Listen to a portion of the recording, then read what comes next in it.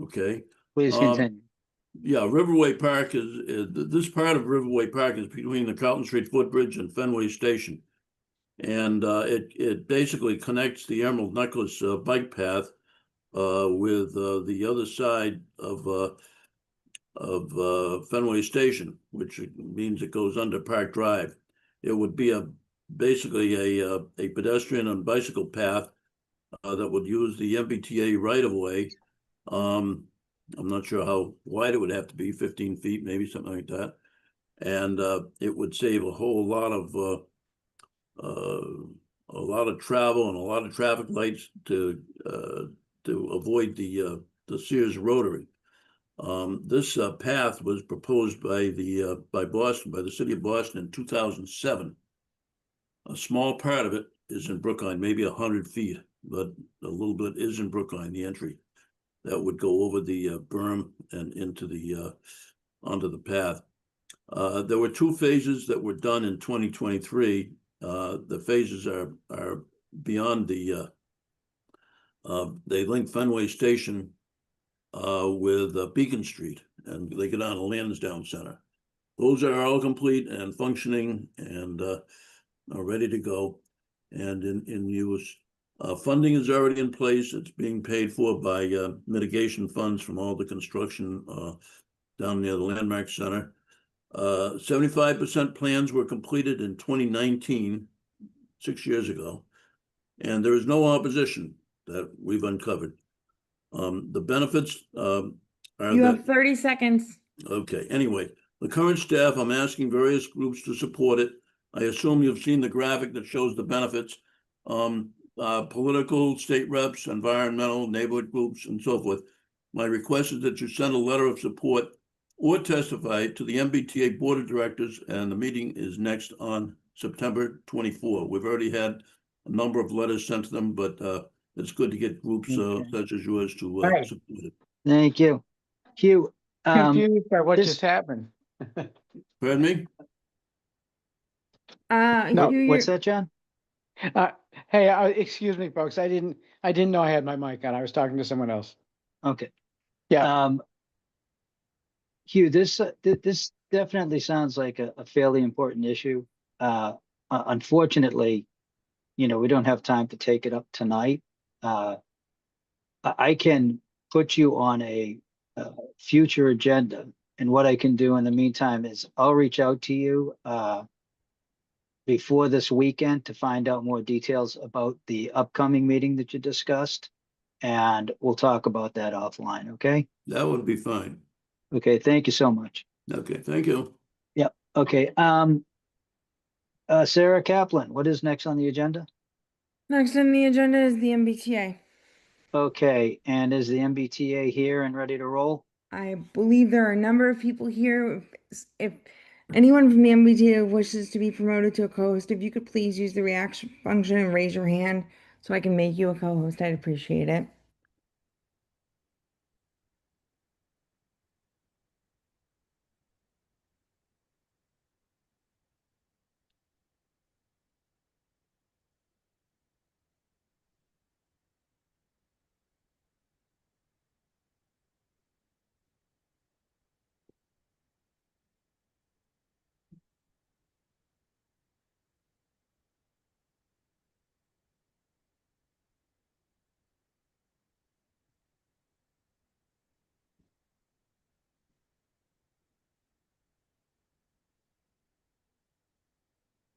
I believe everyone who's raised their hand has been made a co-host at this point, but please let Okay. me know if I missed anybody.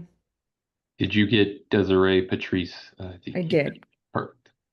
Okay, so, and I'm sorry, who from the MBTA will be kicking off the presentation? Jim, that's Matt Conover. I'll start us off. Okay, terrific. Well, the floor is yours. Thank you. We'll get the presentation up and then we'll get underway.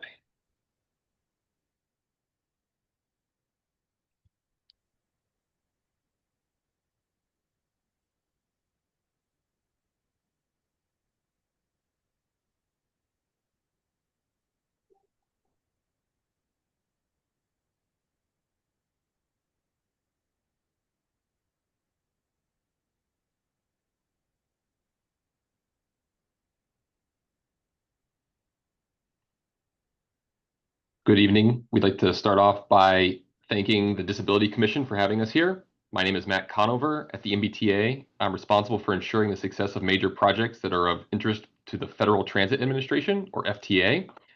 As a Brookline resident and C branch rider, I have a personal interest in ensuring this project's success from both the MBTA's side, but also as a citizen of the town of Brookline. This evening, I am joined by Gwen Dunleavy, Deputy Chief of Integrated Transit Programs and the lead of the GLT program, Maha Girar, our project manager, and our support team, which includes engineers, arborists, and other technical experts.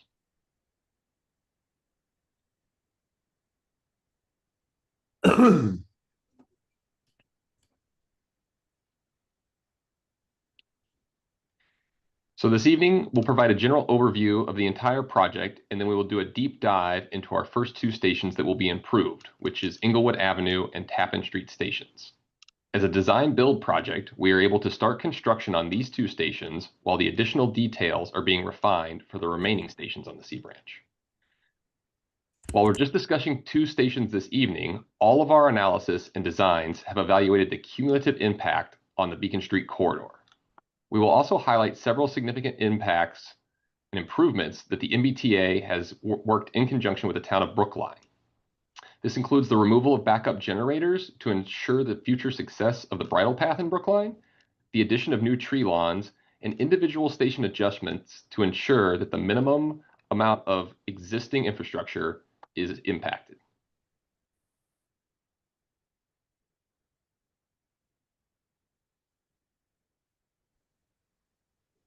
Currently, there are 9 stations which are inaccessible on the C branch. Accessibility is a shared priority of the MBTA and the town of Brookline, which seeks to ensure safe, livable community for all residents. The project will upgrade 6 stations, raising the platforms to 8 inches.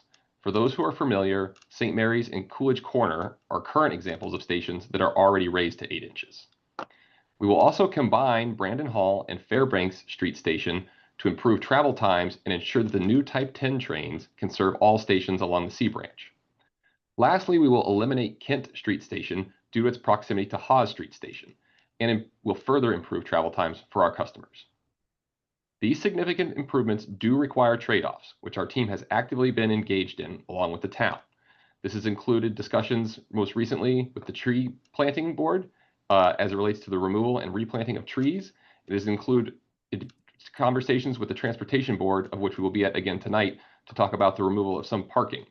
But again, working with both groups in the town, we've made significant changes to our design, which have resulted in a positive project for both the town and the transportation team here at MBTA.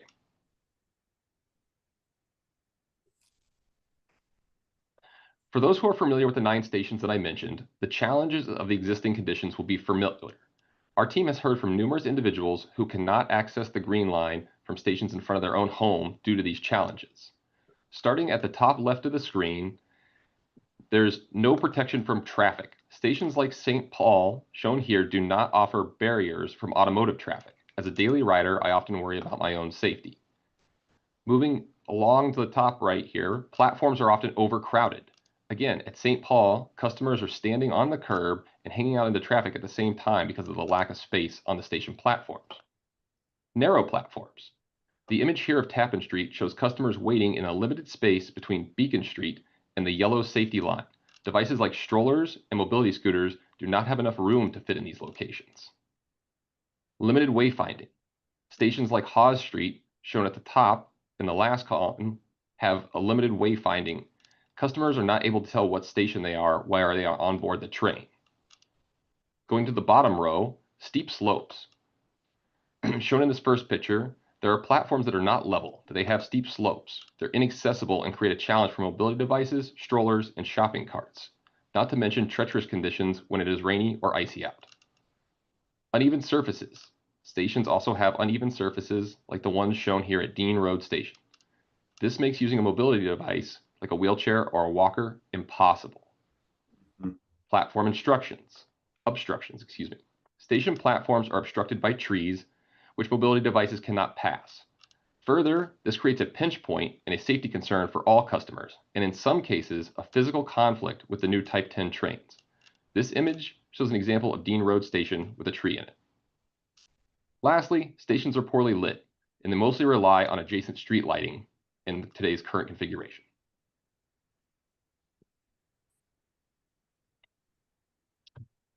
This project that we'll talk about tonight will address all the challenges that I just described. At the completion of the project, the entire C branch will be accessible. In working with the town of Brookline, we have designed a project that will preserve the look and feel of Beacon Street, which is a unique Brookline treasure. Through station consolidation, closures, and by shifting platforms to ensure more reliable service, the MBTA expects to see a 3 to 7% decrease in travel times. The project will bring improved wayfinding and lighting for customers. In partnership with the town, we are minimizing impacts to public shade trees, and we have developed a plan to replant consistent tree lawns along Beacon Street. We have done this by thoroughly vetting all station locations and sizing them to ensure that the minimum number of trees are impacted.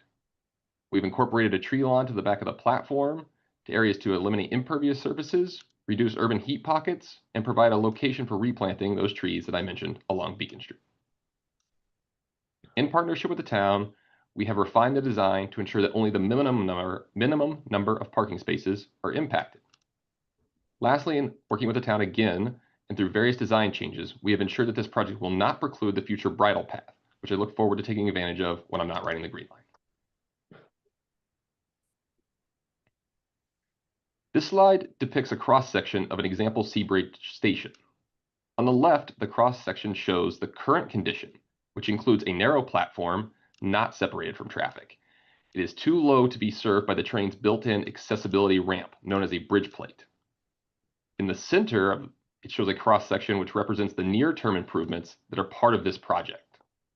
A 7 feet 6 inch wide platform has been raised to 8 inches so that the bridge plate can be used to board mobility devices, strollers, shopping carts, or simply provide access to customers who require additional assistance. The image also shows a barrier separating the platform from Beacon Street for additional safety. New lighting, benches, and emergency call boxes will also be installed. The final cross-section on the slide depicts a future platform. Improvements are in the very early stages of planning right now, but could be possible by 2037. Future platforms would include station canopies, larger real-time signs, and a platform that is raised to 14 inches, which would allow for completely level boarding like the red, orange, and blue lines are today.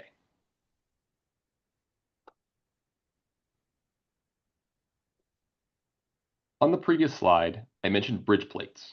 Shown towards the bottom of this slide is a bridge plate on our existing Type 9 vehicle. This project will allow the built-in bridge plate to be deployed by the operator and provide easy access to the train. Beyond the ability to deploy the bridge plate, this project will ensure that the improved platforms will have a clear path of travel for all customers. This will also include a 60-inch area clear of any obstructions at the train doors, providing a turning area for mobility devices.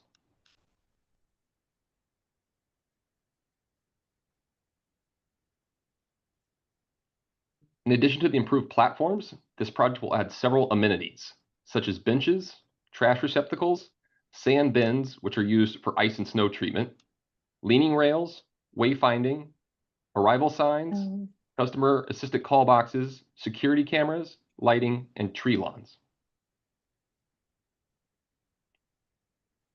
This project has taken a significant amount of work from both the MBTA team and the town of Brookline. Through this effort, we started collaboration back in 2022 with the initial design phase. To date, we've held 13 public engagements, including open houses, various town board presentations, as well as our MIPA outreach in Brookline. Tonight, we're presenting to both the Commission on Disabilities right now, and later we'll be presenting to the Transportation Board. Our next scheduled presentation will be at the Select Board on September 30th. Once underway, the project is anticipated to move relatively quickly, ending before the end of 2026. Now, I'll turn it over to the rest of my team who will provide details on Englewood and Tappan Street stations specifically. Thank you. Hello, everyone. My name is Maha Jarar. I am the project manager for the C Branch Accessibility Project. In the next few slides, we will be presenting the 2 stations that we will be moving forward in the near future. Starting with Englewood Avenue Station, we're showing the existing conditions through this photo of Englewood Ave Station, which was taken from the intersection of Beacon Street and Inglewood Avenue, looking west toward Cleveland Circle. Currently, the two platforms are positioned directly across from each other. A few key issues to note, which have already been mentioned by Matt, are the narrow platforms and the non-compliant cross slopes at this station. In the next slide, we're going to show a rendering from the same perspective view as the photo, illustrating the proposed conditions.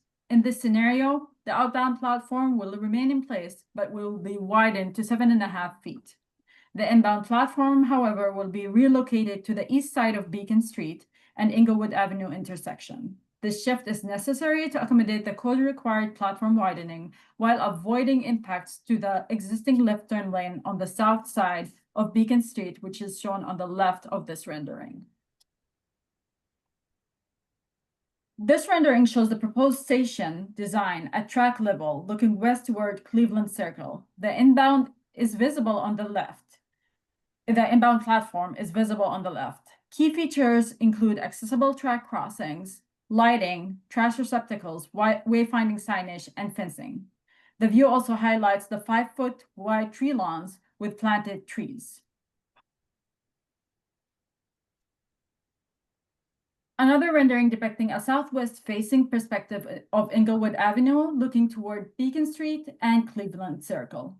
Key features include accessible crosswalks leading to the platforms and the shelters. These crosswalks will be discussed in detail in the next few slides. Hello, my name is Gwen Dunleavy. I'm the Deputy Chief of Integrated Transit Programs overseeing the Green Line Transformation Group, which manages a holistic portfolio of projects aimed at modernizing the Green Line. I may be familiar to some of you as I've been delivering projects along the Green Line, including in Brookline for the past 5 years for the MBTA. As Matt shared, our team has been hard at work evaluating different options to create these improved stations. The impacts have been significantly reduced, but some impacts cannot be avoided. After a detailed review of every location with the town staff, we have determined the best layouts with the least impacts, with the understanding that these impacts will be worth it for the improvements that they will allow for. Today, we focus on upgrades to accessible crossings, changes to parking, and the plans to make sure the stations do not impede the future bridle path. First, we review the pedestrian crossings, starting with the existing conditions here at Englewood. The current configuration has one inaccessible track crossing and an inaccessible crossing on the eastbound side of Beacon Street. Due to the tight confines of the road and tracks in this area, crossings cannot be made accessible.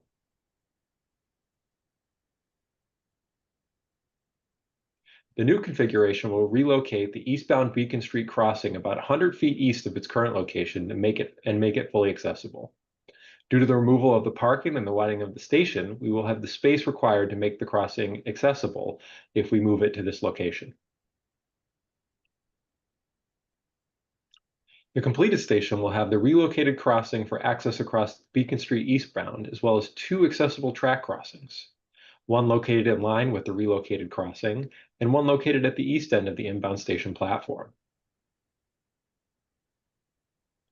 In this before and after image, we show the change from the inaccessible track crossing on the eastbound of Beacon Street crossing to 2 accessible track crossings and an accessible crossing of Beacon Street.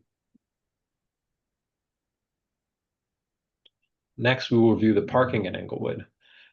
This is the area that we have seen the most improvement on from the original design, significantly reducing the impacts. There are 2 types of parking in the station area: angled parking along the westbound side of Beacon Street and parallel parking along the eastbound. In the angled parking, there will only be 2 spaces removed, depicted with yellow in yellow with red X's. These are being removed to provide accessible exits from the platforms at the far ends and to allow for an area of refuge in case of emergency on the platform. For parallel parking, there is a length of 8 spaces being removed, shown on the bottom right of the drawing, east of Englewood Avenue. Again, this is depicted in yellow with X's to highlight each space. This need is due to the extra space needed for wider platforms to make a safe, accessible path. The remaining width gained from the parking removal is used to create the tree lawn. To summarize, 28 angled parking spaces will be reconfigured into 26 spaces, maintaining the 1 accessible space in this location. and 8 parallel spaces along Beacon Street eastbound will be removed for the wider platform. Lastly, although the project team is not involved with the Vital Path project, we have worked with the town to position all of the station infrastructure not to impede the future design and construction of the Bridle Path. This includes resetting the shelters along the back of the platform and changing from a generator for emergency backup power to an inverter system that takes up less space and can be located away from the Bridle Path. The final Englewood slide gives an aerial view looking west towards Cleveland Circle, giving a good vantage of what the overall station will look like once the project is complete. Now we're gonna go to the next station, which is Tappan Street Station. We'll walk through the existing conditions and then review the proposed improvements, similar to the format that we use for Englewood Avenue Station. Pardon me, my name is Henry Winkleman. I'm one of the board member, and I wanted a question back there. Would you go back one slide or two slides? My concern Given was how we have to do this tonight, please wait. no, actually, this is a real issue because there were 26 parking spots and one was only labeled accessible parking. There must be more than one accessible parking spot. That is something you can Well, bring up when we have that- question time. We need to get the hang on, presentations sir. done. Hang on, sir. So Henry, there's one accessible spot there now, and that one is not being removed. I have a question about that too. I'm concerned about it. This is Sarah Lynn Allaire. Yeah, go ahead, sir. Lynn. Well, it's the same thing. I don't think one is nearly enough. And I didn't quite see where it was. You know, I understand this, but this probably would not be a question for the MBTA. This would be a question for the Transportation Board. Ah, okay. You know, I mean, the Transportation Board is responsible for, I mean, if there's one spot there now, the MBTA is saying we're not taking away that spot. Yeah. And if we want an increase in spots, we would have to talk to the Transportation. Then, okay, thank you. Then Okay. I'm lowering my hand. Thank you. Okay, so please continue.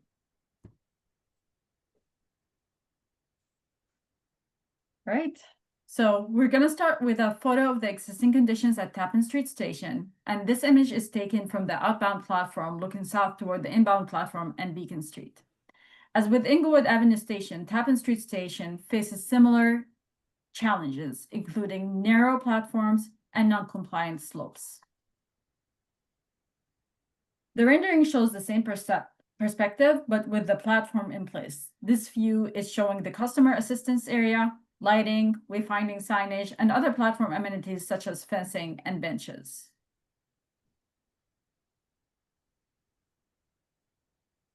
This rendering shows the proposed station design at track level, looking east toward St. Mary's. Similar to Englewood Avenue Station, the platforms will include key amenities such as accessible track crossings, light trash receptacles, wayfinding signage, and fencing. A key feature to highlight in this view is the increased platform width along with the distinctive fencing designed to enhance rider safety during boarding and alighting. A final rendering of an aerial view of the proposed conditions at Tappan Street Station. This view looks west towards Cleveland Circle, and the view includes the locations of the electrical equipment, proposed tree lawns, and the accessible walkways and track crossings that will be discussed in the next few slides.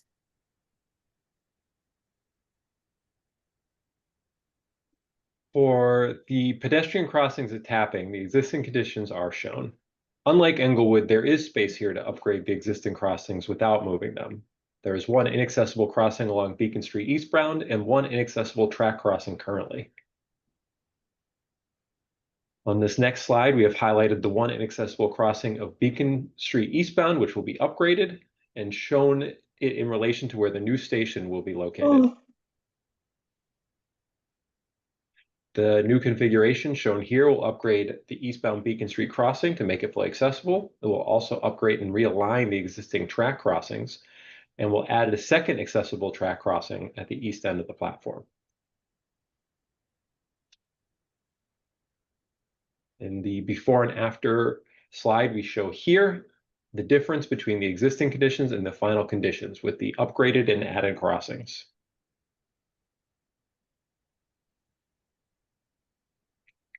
Like Englewood, the tap-in area includes angled parking along the westbound side of Beacon Street and parallel parking along the eastbound. In the angled parking, there will again be 2 spaces removed for the accessible exit and area of refuge. For parallel parking, there is, similar to Englewood, a length of 8 spaces being removed due to the extra space needed for the wider platform. This before and after highlights that the 12 angled spaces in the station area are being reconfigured into 10 spaces, with the accessible space again being maintained and the adjusted parallel parking taper. Lastly, like Englewood, the project design was configured to not conflict with a potential future bridle path.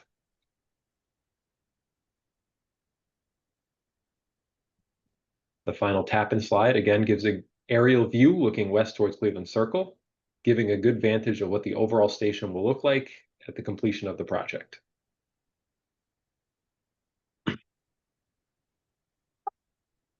Before we close, I want to thank everyone for your time in reviewing this extremely important project.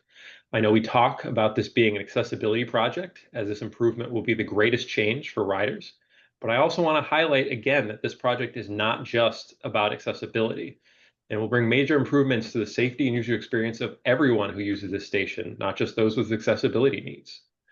I look forward to these improvements benefiting all of the Sea Branch riders in the years to come. If there are comments or questions, we're happy to answer.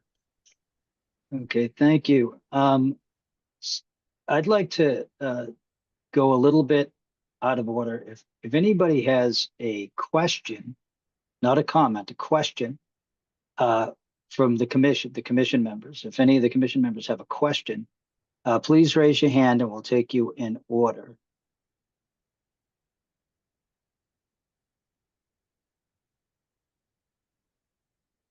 Sarah Kaplan, do we have any raised hands? We have no raised hands.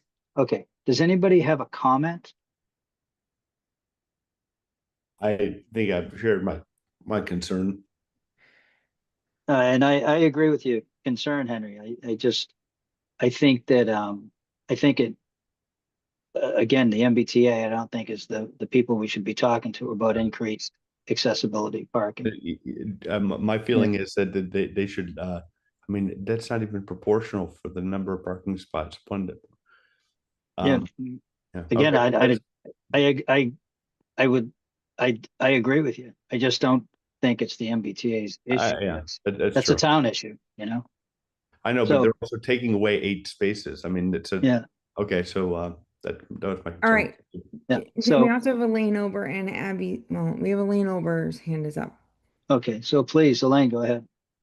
This is a comment because I don't think it is something that the MBTA is responsible for, but I'm just curious, and I hope that somewhere along the line with all of this, someone is taking into account that the light cycles at those lovely new accessible crosswalks will need to be adequate for people actually to cross safely.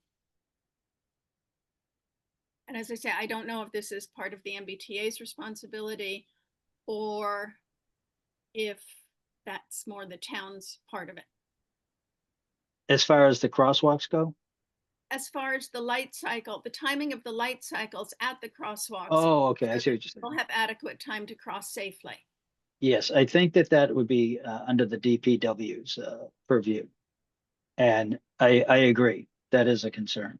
That is a concern. Any other comments from the commission members?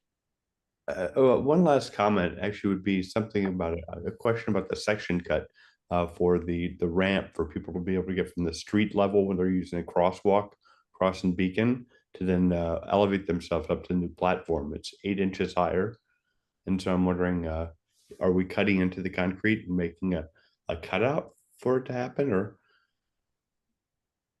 So at the crossings of the street, we will be entering at road height, and you will have basically your curb cut will be going up to typical sidewalk height, and then you have a sloped walkway before you get to the platform area. Pulled up the slide here. So the area between the track crossing And where the detectable warning panel is shown along the platform, that is a sloped walkway, so you can have that gentle slope to get up to that 8 inches above track height, and have the space to do that. Oh, 8 inches. Wow. And it just doesn't look like enough room. But if you've thought it through, obviously, yeah. Yeah, for all of these sloped walkways, we made sure that we left enough room to have a low enough slope that it wouldn't be considered a ramp, it would be considered a walkway, and also extra space so that when we do that future project to raise to 14 inches in 2037 or whenever that might happen, we have enough headway to raise to that 14 and still keep in that sloped walkway slope area. Great. And then, thank you very much. Jim, we have Sarah Lynn O'Leary's hand is up and Lynn Meachek's hand is up. Okay, Sarah Lynn, please go ahead, and then we'll go to Lynn. I'd just like to say there are a lot of nice things here, and I think it will make these stops a lot more accessible for people with disabilities, provided they can get there, of course, which is a parking issue and not under your responsibility. But there's a lot of good things here, so I congratulate you. Here, here. Thank you. And Lynn Meachek? Lynn, you have to unmute yourself. I know, I did. I wanted to, yeah, with Sarah Lynn, thank you for working on all this and making the MBTA more accessible. But one just question, I see a lot of trees and I just wanted to, I didn't know if all the trees would be, just from the drawings, located where the pavement is going to be, so that maybe just to keep in mind not to put trees in that have a root system that will impact these beautiful new sidewalks. That's all, but thank you for Okay. it. It looks great. Thank you. Okay. Okay, so Sarah Kaplan, I'm gonna open up public comment. I want to hold people to 2 minutes because we're on a pretty tight timeline. But is there anything from the public? And then I'll speak last. Right now, Abby Swain's hand is up. Okay, please, Abby, go ahead. 1 second, I have to make her a co-host. Okay. Abby, you made a co-host. You can unmute yourself and your 2 minutes will begin. Hi, I'm not sure you're going to be able to hear me. Can you hear me? It's very roughly. It's very sorry. rough. I'm sorry. This is I'm in a train station right now, ironically. I just wanted to say a couple of things and tell me to stop if it's just too hard. I wanted to say that Jim did an amazing job with his comments on your behalf at the select board meeting last night. It was a hearing on an appeal of the tree planning committee's positive move on this project. So kudos to Jim. And I had two questions that maybe, you know, they don't have a lot to do with the layout, but they have more to do with the fine details.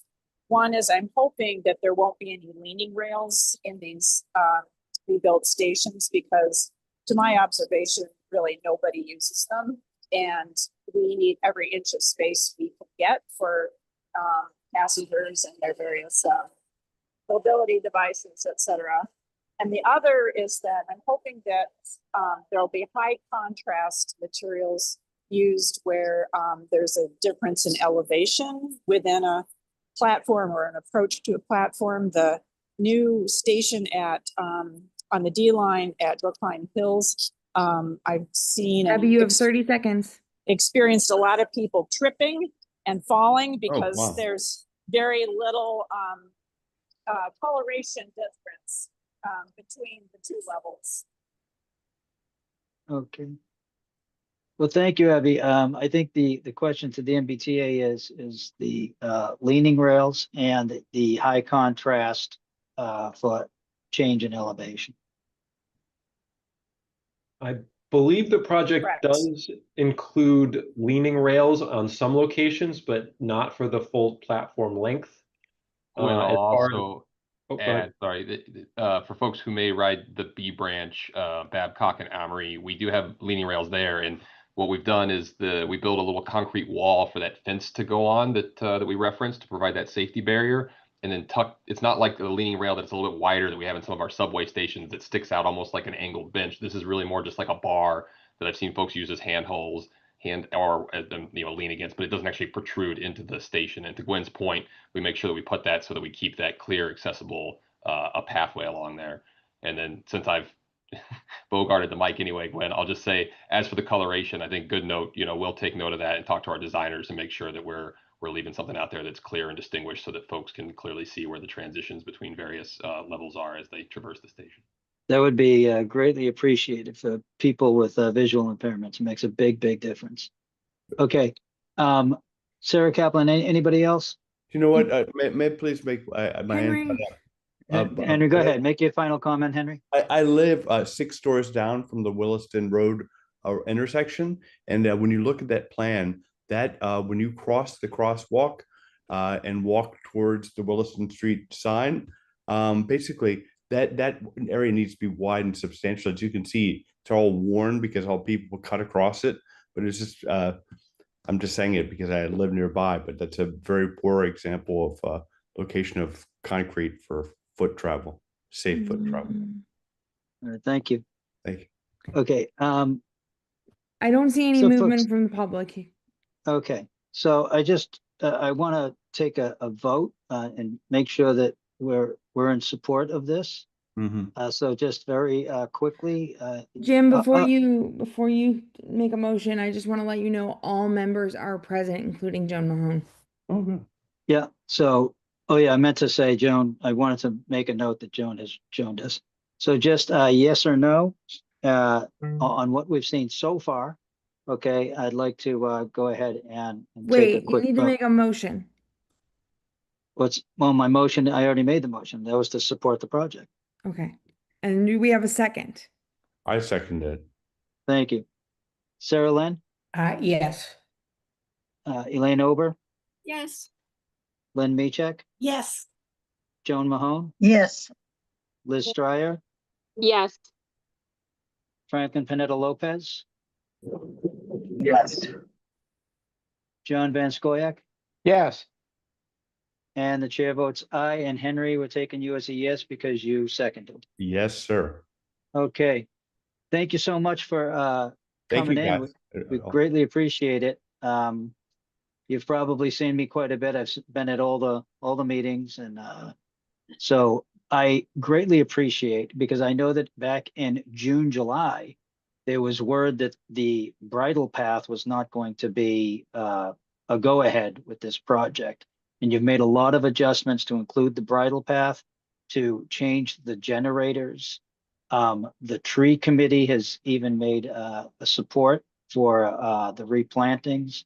I know that you've done a lot of work, and I appreciate the fact that you are listening to the residents of Brookline. I really do, because needless to say, the middle of Beacon Street is very important to everybody in Brookline, and it's a part of our backdrop, and we all love seeing that train roll down the middle of the street, and we're going to be looking forward to these changes for people with disabilities. So thank you so much for coming in. Thank you for having us. We really appreciate your support. Okay, terrific. Okay, and you are off to the transportation board, so good luck over there. Thank you. Thank you. Okay, Sarah Kaplan, what is next on the agenda? 1 second. Next on the agenda is Select Board Public Bodies Handbook. Oh, okay. I should just dump this on John's lap. Don't but do you know that. what? Just don't. Come on. I want to do that. Okay. There's essentially 4 things that I want to talk about on the Select Board Handbook, and none of them are bad things. First of all, the new handbook states that we do not need a quorum to approve minutes. I did not know that. I don't know if that's a change or if that's always been the case, but it certainly makes it easier to approve our minutes and get them posted. Okay, so that's one item. The other item on the minutes, which was a big surprise to me, is you don't have to be at the meeting to vote on the minutes. What? No. You only have to have read them. You only have to have read them. And if you read the minutes, but you weren't at the meeting, you can vote to approve the minutes. That's weird. Yeah, I thought it was a tad strange myself, to be quite honest, because I'm not sure how you could approve them saying, yeah, that's what happened at the meeting when you weren't at the meeting, but hey, the select board's given us the leeway, so I say that we take it. So, Yeah. so those were two items. I actually had a third and fourth, and I can't think of what the third one was. What was the third one? Yeah, that one, and there was something else. Making sure all members were sworn in. Yes, okay, thank you. I'm glad to be your brain. That's the other item. Okay, that's the one I meant to bring up. I'd like to just, because there's an issue on the select board, whether or not people have been sworn in. Some people at other committees that I've been listening in on said, geez, I don't know if I was ever sworn in, and I don't recall. So I'd like to just go down the line. And if you know for sure that you were sworn in, if you could let us know, I'd appreciate it. But if you don't know, please let me know. Okay, so I'm just going to go right down the line, and I'm going to start with Sarah Lynn. Yes. Okay. Elaine, Yes. Joan, Yes. Liz, Yes. okay. Franklin, No, I left several messages, but no one has called me back. You need okay, to so go to you know for town sure that, hall. okay, Sarah Kaplan, please. So Franklin, you know for sure that you were not sworn in? Correct. Okay, so then what you should do is call Ben Kaufman. Is it Ben Kaufman? Yes. Yeah, call Ben Kaufman and tell him that you'll be coming in to make sure you get sworn in. Otherwise, you can't vote because you're not considered a member until you're sworn in. Will Okay. do. Thank you. Okay, Lynn Meachek? I don't think I was, and I did call the town clerk's office and I had to send an email. It must have been to Ben Kaufman. I have to back and check, and I have not heard back because at the same time, I was also hired as a substitute school nurse, and I was doing the Corey and fingerprinting, and I was at the town hall doing I was on the computer doing some things, and I'm thinking, did I get, I don't remember. If I'm not remembering, I'm thinking, because it was at the exact same time, and so that's why I wanted to check, and I haven't heard back, but I'll call again tomorrow after work. I can also send Okay. emails and see to Ben Kaufman and CC both of you. I would do it individually. Mhm. And then also I'll just put it on board archive so that we have it. Yeah, and I'll just go over and do it if they don't have record of it. Yeah. Yeah. And then Henry? Yes, I have. Okay. And John Van Scoyac, I'm assuming you're definitely sworn. Yeah. Yes. And you've been You'll be sworn glad in? you know. Yeah. And I was definitely sworn in as well. All right. So I've made definitely- a note that Lynn Meachek and Franklin both need to be sworn in, and I will email Ben Kaufman, CC both of them, and board archive, and from there, I would expect that he would get back to you. Okay. Thank you. Now, point of order, I'd like to say that for tonight's, anything that comes up tonight, including the minutes, I'm going to ask Franklin and Lynn not to vote. Because if you're not sworn in, your vote's not going to register anyways. Okay? So please, Sarah Kaplan will take care of that arrangement and get you signed up. Okay? Okay. The other item on the select board was there is supposed to be annual elections for the commission. Okay, for all commissions. and you're supposed to be voting in. I think every year is a little drastic, but if that's what they want, then we'll do it. I personally would like to schedule it for November. Now, there's another issue, and the other issue is that the bylaws of this commission suggest that we need to have a chair, a deputy chair, a treasurer, and a secretary. Wow. Yeah, wow, I that's don't, right. so I'm not going to ask anybody to state anything now. I'd like everybody to think about that. And next month, if you'd like to run for any of those positions, we'll take it up at the next meeting, and then we will vote in November.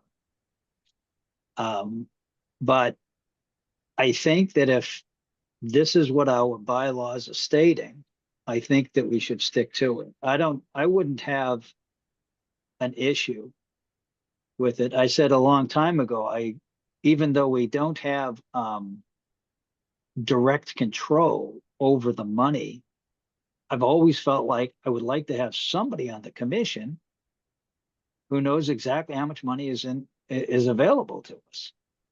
I just think that it's common sense, as opposed to going to the town every time. It's a budget that has been set aside for us. I'd like to know that. I'd like to have a secretary. I'd like to have a deputy chair.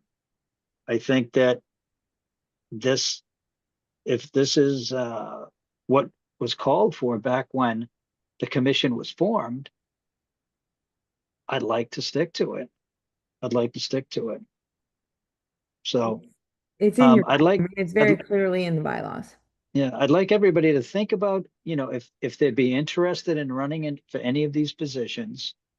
And then we'll set time aside at the next agenda, next meeting, and you can announce your candidacy if you'd like to run for any of those positions. And then we will vote. We'll go the traditional way and vote in November. Vote at the November meeting. Okay. Okay. So those are the 4 items I have. If anybody has any questions on any of those. I tried raising my hand. Oh, I'm sorry. Go ahead, Didn't sir. come out. It's just, we've tried in the past to get people to fill those positions, and there's just been a general reluctance. The secretary duties would be to send out meeting notices. It gets Yeah. too complicated too. I thought Henry was your co-chair, No. No, I don't think I ever got one. you know? No. I think it would be useful to have a treasurer, and we have had them. But we need to have, I think that's a good idea, and we need to have a report probably at least every other month, maybe 4 times a year, on how much money is in that kit Yeah. there. Yeah. Yeah, I'd like to know. So everybody think about it. And if we don't have any nominees, we'll go to step 2 and we'll see what we do from there. But everybody The think other- about if you're Elaine interested, and Ober's it'd be hand great. is up. Please, Elaine, go ahead. Are we supposed to read that document, the handbook? Um, And if I haven't so, much I thought would about it, to be quite suggest honest, it Elaine. is I've read, attached. Sarah, I'll take care. where, So I would suggest that you do read it. It was in the agenda, and the link to it was in the agenda, and there's a lot of good information in there that is worth reading. I'll look again. I must have missed it. Sarah Lynn, Okay. I Go think ahead, Sarah. Just a couple, one of your points along there, in terms of the annual, renewal, we've been told to do this in the past, and this is for John Van Soyok in Yeah, particular. I'm listening. But it never happens. And my impression has been over the years that the staff simply don't have time for this. I don't. Well, I mean, Sarah, it- which aspects in particular are you referring to, But it's from mostly the past? Well, you're supposed to sign up again for every 3 years, the length of your term. And I Yeah. have done that a number of times, never been acknowledged. And most of the members have not done that, and it's never been a problem. And I don't think it should be a problem for this particular commission.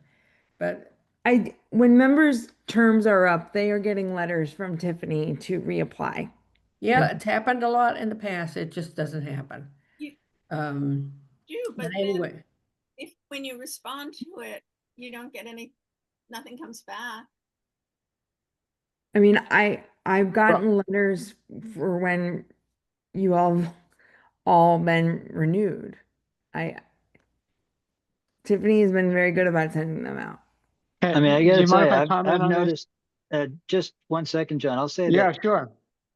I feel like, things have improved since Tiffany has taken over, because I got my renewal notice and I'll have to admit, I didn't respond. And, they contacted me again. And so after my first, step of ignoring it, I got a second one from Tiffany saying, the date's coming and you got to do this. So, and they've also been, more interested in the minutes and making sure that they're posted and everything else. So Tiffany's been doing a good job, but Awesome. please, John, go ahead. Yeah, I hope that this helps to clarify a few things. When I got elected to the select board for the first time in 2020, one of the things that was kind of an ongoing problem that I noticed very quickly, and others did too, is that the select board was way behind on the routine, if you will, business of filling vacancies on boards, committees, and commissions. And this has partly to do with our extreme number of boards, committees, and commissions, and all of the people who populate them. And they all have terms, and the terms tend to end at a lot of different times during the year.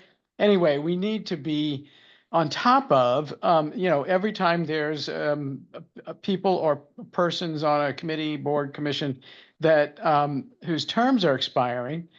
We have to be sure we address that, and we don't just drift and allow some of these appointees to stay beyond their terms, et cetera. We did finally start to get caught up. Of course, COVID, threw that off track again, but we finally are really getting caught up on this. And I have to say, you're absolutely right. Tiffany is doing a terrific job in this regard. And we do want to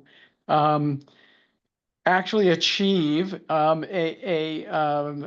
regular practice of always notifying boards whenever they have members whose terms are approaching expiration, and dealing with, is that a person who wants to continue to serve for another term? That's always the first person, and it always the first question, and it applies to the chairs as well, Jim. That's why you were asked the question. Yeah. And then when we get a yes, if it's not the chair, the practice has become to contact the chair and say, okay, 1, 2, 3, 4 of your members are up for reappointment. Their terms are ending. Maybe all of them have indicated they want to serve another term. Maybe 1, 2, or 3 have. At any rate, for the ones who have indicated they want to serve another term, give us your view as to whether we should open the application process because maybe the person who wants another term hasn't been showing up for meetings, or maybe there is some other issue. But we came to recognize that it really is asking too much of our volunteers on boards, committees, and commissions to expect them to go through what is prescribed in some of the bylaws, which is a process of every single person whose term comes to an end has to then, join in applying for another term, just like any other newcomer might apply for the term, and submit to an interview. We came to think that's ridiculous. The chairs of these boards, committees, commissions, they know whether or not they think this person should be reappointed. And we owe it to the person, if they've done good service, to just, and they want to serve another term and the chair says yes, to just routinely reappoint people, and not drag people through a long process. So that's how we handle this now, and it's working very well. I think at the same time that we began to get that in order, we onboarded a new town council, and Joe Callanan is very good at being a stickler for following all of the existing bylaws and all of the existing past practices that have been clearly defined as to expectations of, for example, such things as, um, is the board in question taking a regular vote once a year for chair? And for any other positions that are supposed to be elected by the members of the board, committee, or commission? And if so, do they know that that is an expectation of them? And it was Joe who discovered this quirk that I don't know anybody who knew this, that you actually don't need a majority to approve minutes. And that has come as a great relief to a lot of people. Excuse me, you don't need a quorum. Yep. And you don't need, for people who missed a meeting, to abstain, because let's also recognize that we now have Zoom recordings of virtually all of the various boards, committees, and commissions.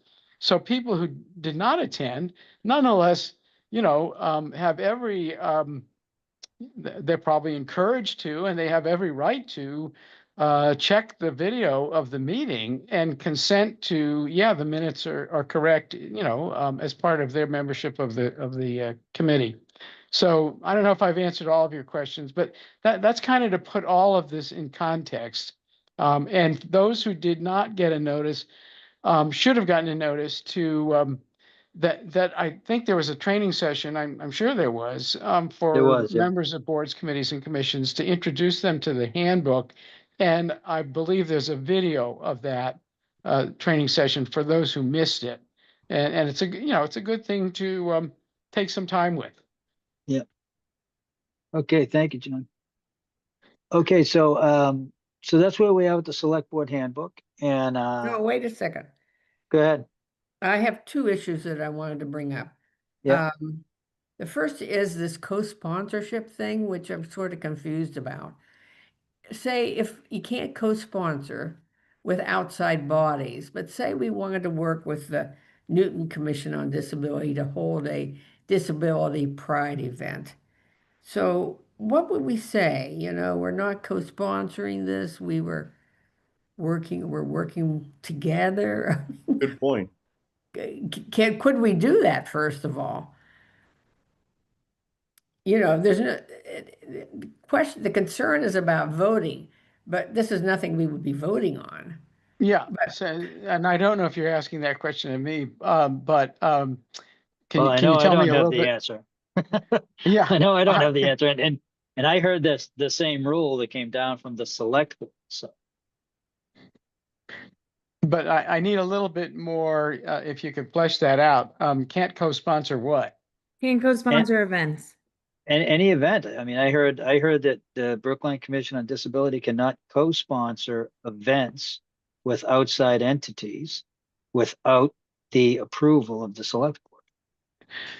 Oh, okay. And I don't know exactly what would be cited as the support for that.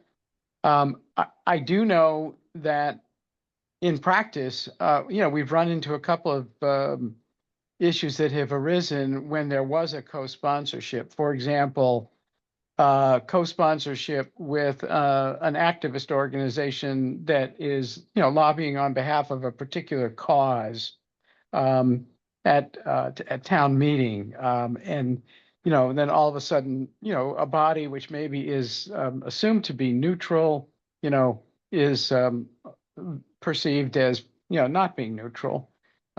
So I don't want to try to explain it any further than that. I would ask Joe next time I see him, where does that come from and why do we have that rule? But Okay. that's my understanding of why we might have that rule. Okay. If I can just say, I kind of understand that we wouldn't want people to be unknowingly supporting some, Just so Wacko you're group. aware, John, it's on page 14 of the handbook. Yeah, I'll take a look. Sarah, thank you. Okay. And so I guess my next question would be the process. I mean, what do we do? Just send a note to the select board saying we'd like to co-sponsor an event, as an example, with the Coolidge Kona Theater to show a film regarding disabilities. Do we just send a note to the select board? I don't fully understand that process. I'm going to try to consult the handbook while we're talking. Okay. Okay. Yeah. But I mean, that would be my question. My other, I don't know what your other question was, Sarah Lynn, but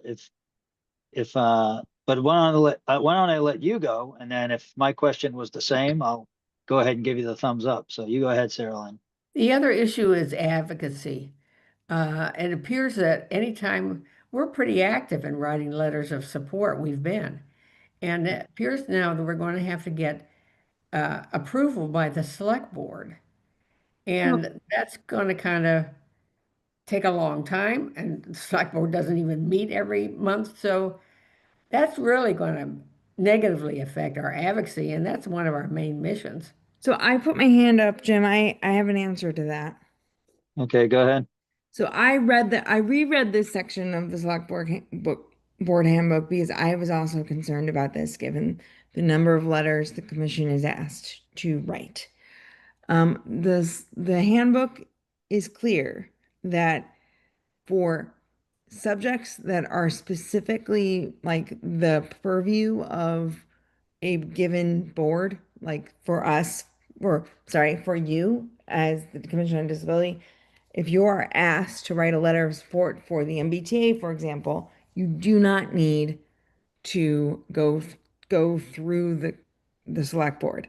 If you are asked, though, to give an opinion or write a letter of support on a federal or state law, then you do have to you do have to go to the select board.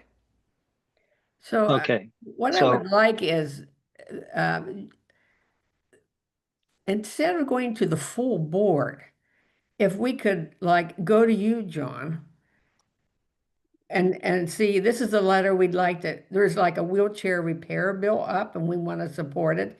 Send it to you, and so you could give us quick turnaround on it. Yeah. Well, actually, I don't think that would be the right approach, and I'll try to provide a little context on this one too. Yeah, this has come up recently, and more the view developed that really only one board speaks for Brookline. Does Brookline as a community support a given piece of legislation at the State House? And as the elected executive officers of the town, it's the select board that can speak for the town on that kind of a question. And that's not to say we wouldn't do it. It's just to say that if the Commission on Disability thinks it would be a good thing for the select board to register support for a particular piece of legislation at the State House, then they should ask us to do that, and then we'll discuss it, and then hopefully we will go ahead and register support. Does that sound fair to everybody? I think if you think about the confusion that could result if there's one board, committee, or commission that says one thing on a bill at the State House and another that says another, that would be pretty odd and not very effective for Brookline.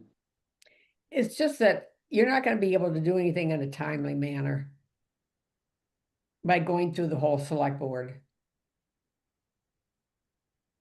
Well, I'm not so sure about that. I mean, we would respond pretty quickly if there was a piece of legislation that one of the boards, committees, or commissions wanted us to register support for. I can't say for certain whether we would. It depends on the issue, of course. And if you don't mind, I'll just quickly introduce another kind of complication here, because I just had a conversation about this recently. We're under certain amount of consistent pressure, understandable pressure by members of our legislative delegation to just, kind of be careful about how often we exercise this use of our, capacity as a select board to, try to bid for something at the legislature. Because there's effective ways to do it, and then there's ways that become, basically part of a problem of people just roll their eyes whenever they see yet another bid, coming from Brookline for some kind of legislation at the State House. I don't claim to fully understand the nuances of this. I don't claim to fully support this notion of reining in how often and on what issues we register our views as a community. But I do think that going through the select board is the way to do it. John, so, I would just ask that, I think the agenda for the select board is set the Friday before Tuesday's meetings. If I'm not, Yes. yeah, so I mean, I would just hope that if I could get a letter of support to you, to Tiffany by, say, close of business Thursday, that would be taken up at the very next meeting. And Sarah Lynn brought up the wheelchair repair bill, which is a state bill, and we did write a letter of support on it. And that would be very critical to get that off to the Yeah. people, So I would add one anything that would more. improve the timely manner Yeah. would be terrific. I would add one thing to that consideration, Jim, and keeping in mind too that we have more than one legislator. Tommy Vitolo tends to be kind of regarded as the legislator from Brookline because he lives in Brookline and represents Brookline, a portion of Brookline. But there are other legislators, Cindy Cream, et cetera, who are from other communities, but a portion of their district covers Brookline. So we got several legislators. And the question that has been asked of me is if there is going to be any kind of a letter from, the select board on behalf of the Commission on Disability, say, to the legislature, and this was at the request of the Commission on Disability to the select board, did the Commission on Disability seek the views of Representative Vitolo as to is this the best way to go about supporting that piece of legislation? And he would like to think that before he discovers that people in the community he represents are suddenly petitioning the legislature for something, he would like to think they would pick up the phone and give him a call and have a good discussion of what it is they are asking to support. Probably it's something he already has signed on to. But what if And he hasn't? is this the best way to do it? Yeah, but I think I personally think that's fair. I mean, But we're not actually petitioning. no, but we wouldn't We're want to blindside our own We're just writing a representative. letter of support. Yeah. Well, Yeah, as I say, I'm of a, I've had conversation very recently with Tommy about this, and he knows that I'm not 100% convinced as to, I am convinced that a phone call to him so that he knows this is under consideration is always appropriate. Whether it is appropriate to go ahead or not go ahead, based on the discussion that you have with him as to the the nuances of legislative process and what is in his view the best way to do something, whereas people want to be heard and they want their voice to be among the many voices on an issue, and should they in any sense limit that in the interests of sort of the inside ball game of how things get done at the legislature. Okay. Well, thank you, John. I appreciate the insight, and going forward, we'll see which ones we have. I mean, if they're state bills that we're trying to support, I mean, I wouldn't.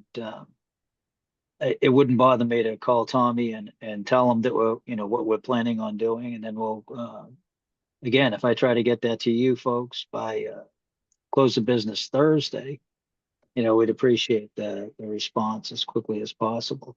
But I gotta tell you the truth, I do see bumps in the road on this, but we'll go through the Yeah, process yeah.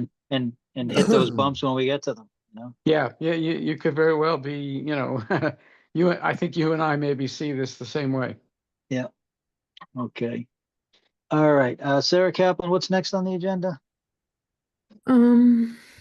Okay, hold on, sorry. All right, so the agenda, next on the agenda is new variances. I just need you to say there are none. Yeah. And then updates, Transportation Board Liaison, Nancy is not here. No, Nancy sent me an email saying she's obviously going to be at the Transportation Board. So that's been tabled. Now we have Select Board Liaison update. Okay. You're probably tired of hearing from me at this point. Well, but- I don't mind, but I was going to ask you to just tell everybody about the appeal last night on the tree planting, because it does relate directly to the MBTA green line. Yeah. Well, yeah, the select board, among the other things that I've mentioned that we have say over, as it happens, we have say over whether the MBTA, in the course of the project that they are doing, can eliminate some of the trees that are, right there where we want to have these new accessible platforms. And there was one tree in particular that excited a lot of support. It's this very grand with a very expansive canopy tree at the Tappan Street stop known as a pin oak. And a bunch of people showed up to support preserving that pin oak. And as I said, when I eventually, made my own comment after listening to many excellent presentations, including Jim's, but also Abby's and Brian Kane's from the Transportation Board. I thought I was going to go to that meeting and vote to support preserving that tree. I became, during the course of the meeting, that was not going to happen, and it was just going to get in the way of a sort of an efficient and timely, rolling out of this very, very important project. And the select board unanimously supported the MBTA's decision as to the fate of that tree. And I don't know if you're gonna hear about it again tonight at the Transportation Board meeting, but I think it's pretty well, a consensus has been reached that we kind of get it now. Even people like me who wanted to try to fight to save that tree get it, that this project is too important to, be one that the MBTA slows down because they don't see a way of doing the platform while preserving the tree, and then that becomes the major story of the project. I don't think we want that to be the story of the project. Agreed. And I think I think it was, I don't know if it was you, John, that it was a good comment, and I think it was you that said ultimately this comes down to a tree for a person, and that's kind of how everybody viewed it. And It may have actually been Abby, but she can say whether that was her if she's here. I'm not sure she is. yeah, but it's true because it's difficult for people with disabilities to get on the train and get off the train. Like I said last night, if you're visually impaired or deaf and you get on the train without good wayfinding, you can get on the train, but you ain't getting off because you don't know what station you're at. Okay. You don't know how to get off or anything else. But for people, for wheelchair users, it's just not right. It shouldn't be just that not right what they have to go through to go shopping, to go to work, to go visit a friend. It's just not right. So I was glad to see how the select board voted last night, and we'll take this one station at a time, and we'll get through the process. But thank you very much for the update. Sure. Sarah Kaplan, who's next? My update is next. I just want to let everyone know my intern started. Her name is Maria Protofsky. She started on Tuesday, and she's not at tonight's meeting, but I'm hoping that she may be available for next month's meeting. And we are going to be doing physical inspections. We are working on an email to the fire chief and the police chief to try and do fire stations and the police station next week. And then our next plan is to do as many parks as we can before the weather changes. So that's where we are. I do not believe I need members to take part in this part of the process because I really need members in the interview part of the process with each of the departments.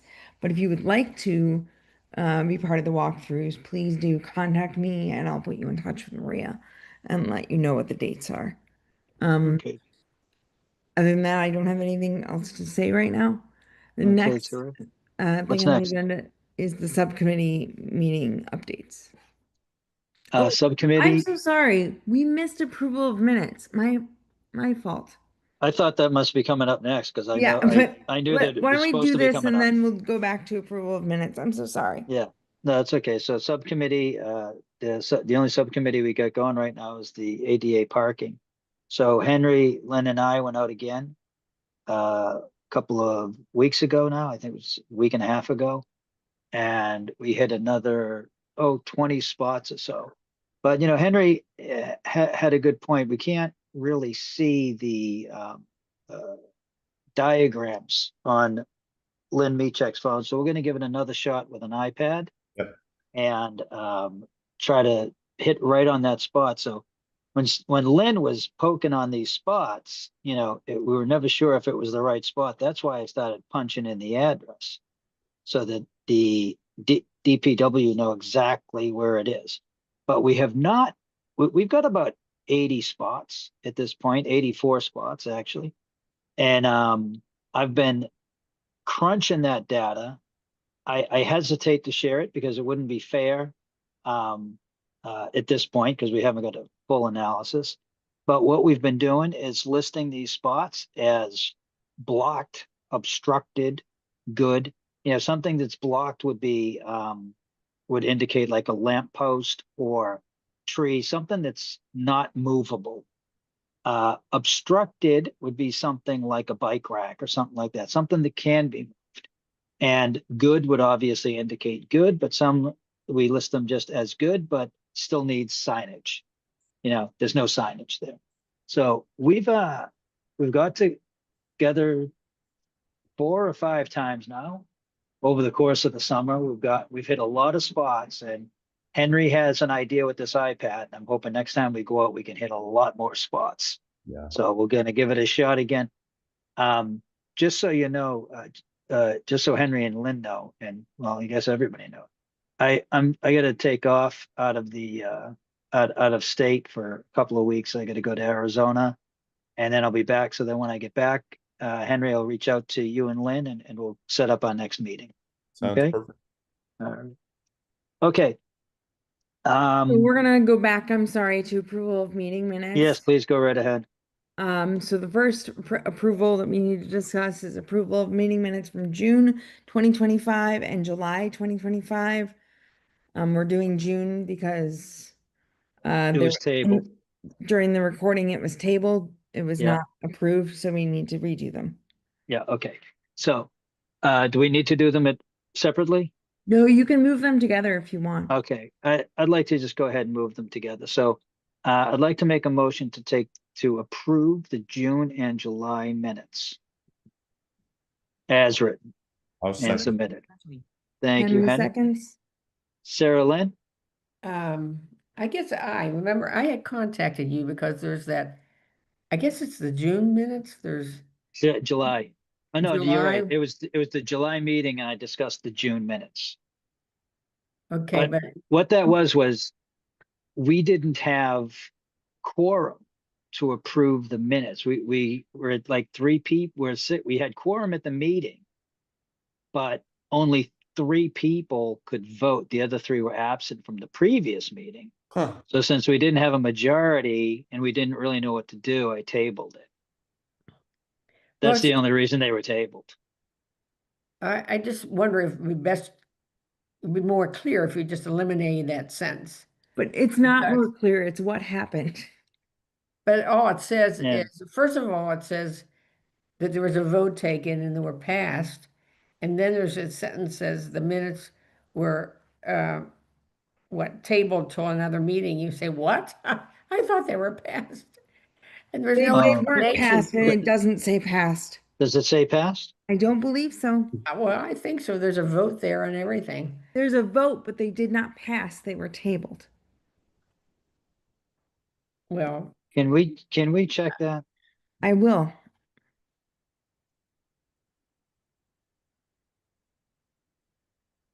Because it shouldn't say passed because they were not passed. They were tabled. In June's minutes, they were passed. In July's, they are not marked as passed. That's the way that it votes should be. taken. Votes taken, A right? vote was taken, but it was not passed. Yeah, It was the vote tabled. was taken. That was the issue, and that's why they were tabled. Was And then because the the minutes were vote tabled was by the taken. chair. That Let is me- let me- literally let- what happened Let me in the explain. minutes. Let me explain, sir. Okay. So again, so what happened was we did take the vote. There was 6 people. We had quorum for the meeting, but only 3 people ended up voting. And since we were deadlocked and we didn't really know what to do, I decided to table. And that's what happened. Could maybe just add to that sentence, they were tabled because there weren't adequate number of voters. Because I it gotta just, tell you, I'd be hesitant to do that now because we have the new rules. well, I Yes. know they weren't in It order wouldn't, as far it as we wouldn't make knew sense, then. you Just know? please So just vote I on the think, minutes. Oh, you know, so, I seconded it again still. all right, thank you. So we'll give it another shot. So Sarah Lynn, I'll would you feel abstain. better? If I'll abstain. Okay, okay. Elaine Ober, Fine. okay. Lynn Meechek, Lynn, you're Lynn? on mute. Yes. Okay. Joan Mahone, Yes. Liz Stryer, Yes. Franklin Panetta Lopez. He can't vote because he hasn't been sworn in. Oh, And you're right. Lynn neither wasn't can supposed Lynn, to vote actually. either. Either. I'm I sorry. I don't know. apologize. I still Lynn, don't you're know. not supposed to vote either. Yep. I still Okay. don't know. So we'll move on to John Van Scoyac Aye. and Henry Winkleman. You Aye. seconded, so I'll take that as a yes. Okay. And the chair votes aye. Chair votes aye. All right, they pass. Okay. Next should be the subcommittee minutes for the ADA parking. So here, only the committee members can vote. So that would be Henry and myself because Lynn cannot vote. Yes. So, And none of these minutes have recordings, so none of you would know. These are Yeah. all only in-person meeting minutes. These are only in person, so just. Yeah. Okay. So, I believe there's 3 sets of minutes there. Yeah. Okay. July 11th, July 25th, and August 15th. And again, Henry, you do not have to have been at the meeting. You only had to have read the minutes. So I'll make the motion to approve those minutes. And I'll second it. Okay, then they pass. Okay, thank you. Okay, what's next? Hold on, let me go back to the agenda.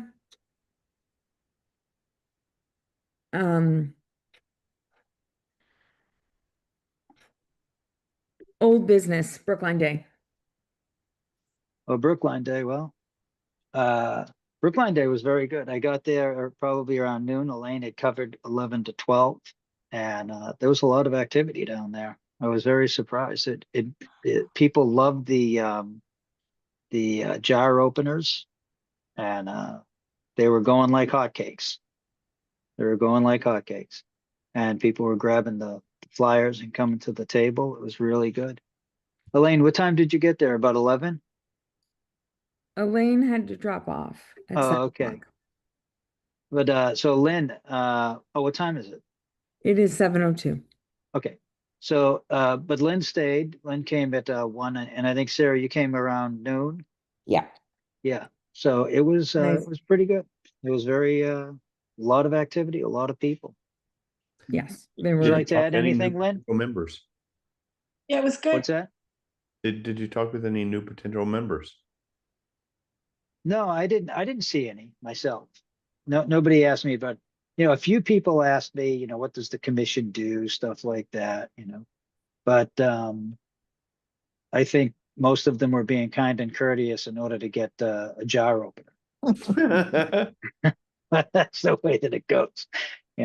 So it was pretty good though. It was pretty good. It was a good day, and it was beautiful weather, gorgeous. So it worked out great, and I really I enjoyed it. I think that next year we should do it again, and whether that means joining with somebody or creating our own table, I think would be really good. Okay, and Sarah Kaplan, what do we have next? Announcements? Okay. Let me see. I don't know if I'm allowed to discuss this, but I wanted to ask the question about Lynn's idea of an event. Because John Van Scoyac contacted me as well regarding an event where we could discuss disabilities, and I was hoping that we could. I think we should discuss it on an agenda for next meeting or the meeting after, whatever works. You think like, it has to be on the agenda? I really do. An event is a larger conversation. You have to vote on it because you're going to spend money. So it's a thing you'd want to vote on. Yeah. Could you Okay. just say how this got reignited, this whole? Well, it didn't really get reignited. We put it off last April and May and said that we'd take it up again in the fall because we had so much going on. So I wanted to. If you would like to, we can definitely put it on next meeting's agenda. Yes. Let me think about it. Yeah. Good idea. But so Okay. So I other also than wanna that, any announcements? I just want to remind people that Fall's town meeting is coming in November. So I'm going to be looking at the warrant articles with Jim, and we may have public hearings in October on any relevant warrant articles that the commission may want to speak on. This is something that Jim and I have done in the past. We review all the warrant articles and we make decisions about. When are the warrant articles issued? They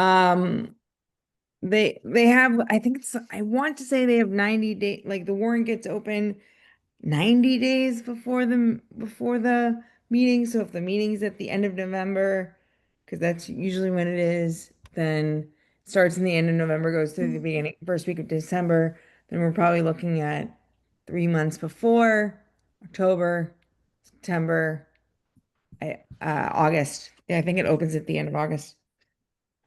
Okay, so there's probably already warrant articles out there? Yes, Yeah, they I are. mean, I believe so. Yeah, they are there. I would need to check, but yes. And it begins, I think, either the 16th or 17th of November. Okay. Okay. And there are Now, three meetings then, and then it goes to December. is anybody on the commission here now a town meeting member? Well, I am, sort of ex officio. Yeah. Okay. All right. Okay. So any other announcements? No? If not, I'm gonna make a motion to adjourn. Wait, I just wanted to confirm that the next meeting, Oh, I'm sorry. Yeah. sorry, the next meeting will be October 8th, 2025, 5:30 via Zoom.